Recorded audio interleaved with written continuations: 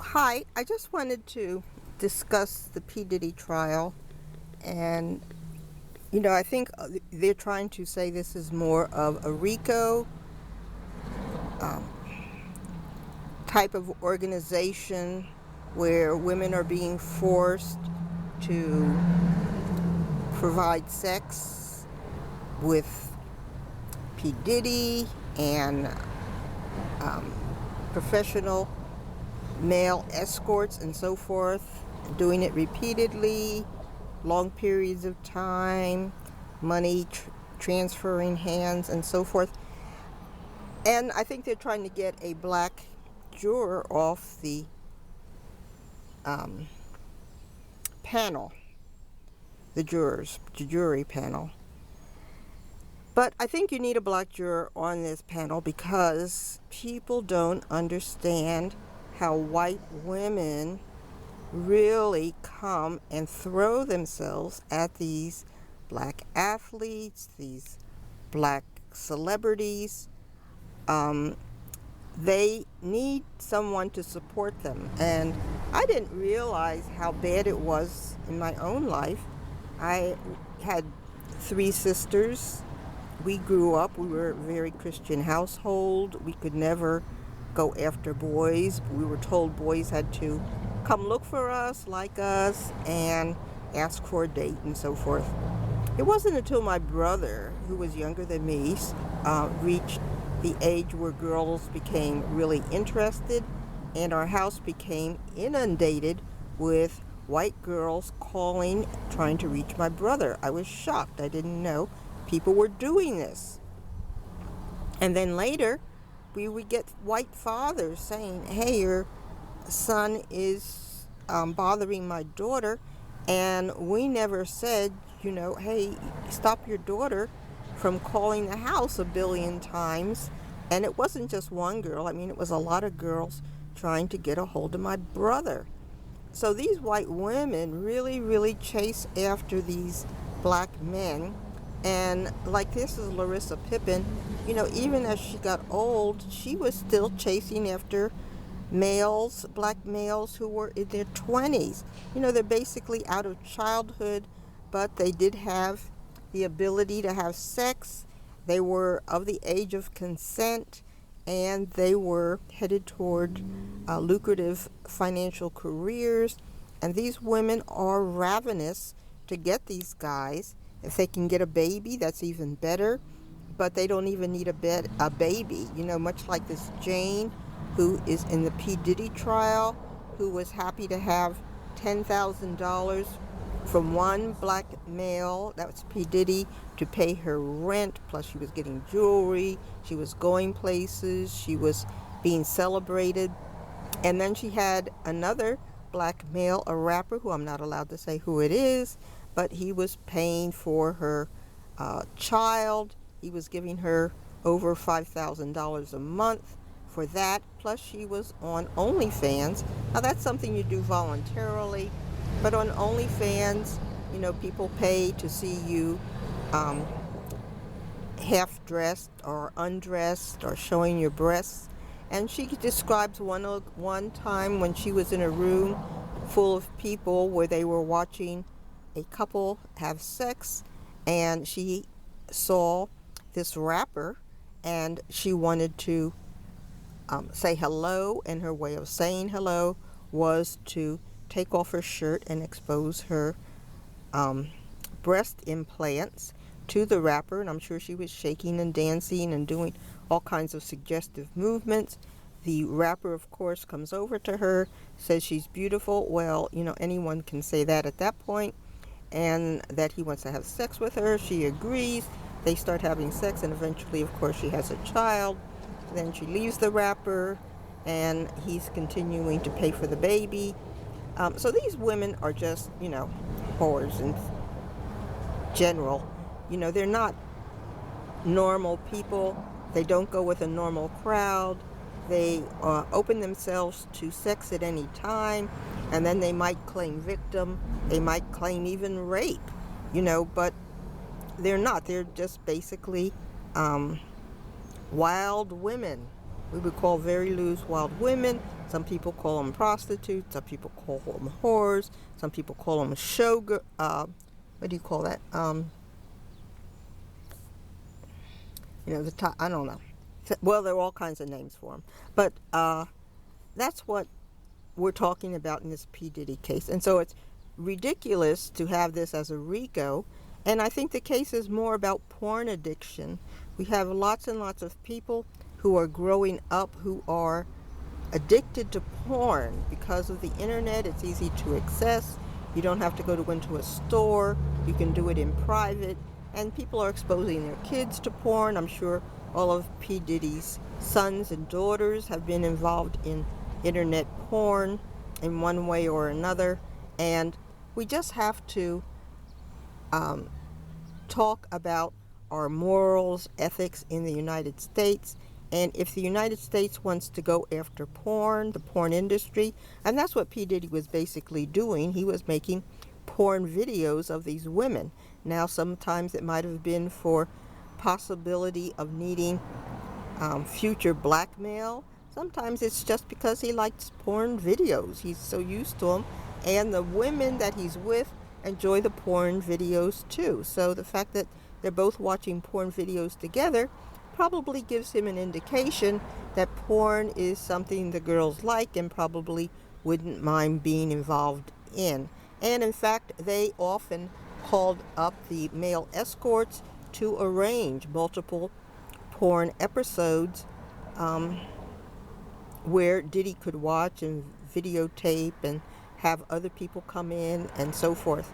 So there was no forcing these women. It's not like your normal female is going to get involved in any of these activities. Now, this Jane in the P. Diddy case, she of course is in her 30s. She's getting older. Most women in Hollywood and in these porn type lives realize that once you're over 40, your value can go down. Now, Larissa Pippin is she's in her 50s, but she is still going after black men who are having a great job, and she's looking for people in their 20s. She doesn't care, and most of these people don't care. They don't care. They're not looking for love. They're looking for retirement. They're looking for somebody who's going to pay all their bills in the future. And it's the kind of culture we're developing. People don't want to get married. They don't want to have one partner. They want to have anybody who will take them, who has money. So that's the kind of thing we're dealing with. And I think the case is more and more about porn than any kind of RICO. But whites may not understand what is really going on with these white women, why they are lusting after men. Now, you can deport these black men and do whatever you want. These white women are going to travel the world to find them. And they will be in the same situation, whether they're in the Caribbean and Jamaica, Trinidad, any other place. They will travel to find these guys. And it's just the mentality. It's just the way they're raised. Their mothers might have been the same way. So there's nothing you're going to be able to do to stop these women from running after and devouring these young black men. The men, of course, like white women, and they often prefer the white women over a black woman. And that might be part of the problem also in the fever, what is that called? Indiana fever problem, where Brittany Grenier said that she was pushed or something or fouled by a white girl. Well, it might be that the black girls on the team feel hostility for Brittany, not so much that she's a white girl, but because the black NBA players probably prefer the white girl to the black players, because that's just how they're raised. They're raised to chase after the white women, and the white women are chasing after the black men. And when the black men see that they have a woman who's willing to do anything sexually in order to have a black man, the black women who may not be as on board to degrade themselves to have a black man, people urinating in your mouth and in your eyes and having you have serial sex. I mean, who's going to do that? But these women, these white women will do that. So they probably see Caitlyn as the type of women that they see chasing these black NBA players all the time, and that's the basis of their hostility.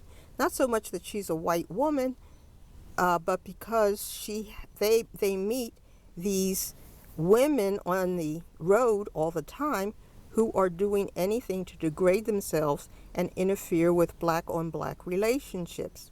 And I don't think that the women are just hostile to white women. I think it's because of the relationships that have been developing.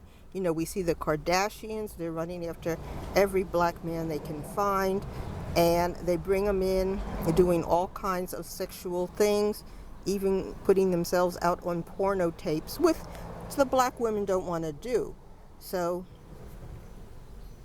that makes it seem like kind of unfair competition to the black players who are also looking for a black male who is financially successful. Now I'm going to tell you my own experience. I dated men who had great jobs, but were not known. They were just, regular men. And I can tell you that you don't have to be an NBA player to have these women try to attack your relationship. I was always having white women who would be flirtatious and try to offer sex to the male I was involved with. Even if the male wasn't interested, they would, if I left for a minute to go to the bathroom or to dance or anything, the white woman would come up and offer sex to males that I was with. And so this can be, over time, very difficult, especially as you get older and you just get sick of the whole thing. You're tired. You really don't want to be involved in always trying to find out who's chasing after your man. It's just a problem that is a social problem in the United States. And it's not necessarily on the black man, because when a woman, you're in a room with a woman and she takes off her bra and she shows you her chest and then she offers you sex, well, a lot of men are going to go for that. I don't care what race they are. And it's just one of the things that we have to deal with. So I think a lot of generosity needs to be given to the black women of the NBA, and a lot of counseling. And they also need to counsel the black men of the NBA.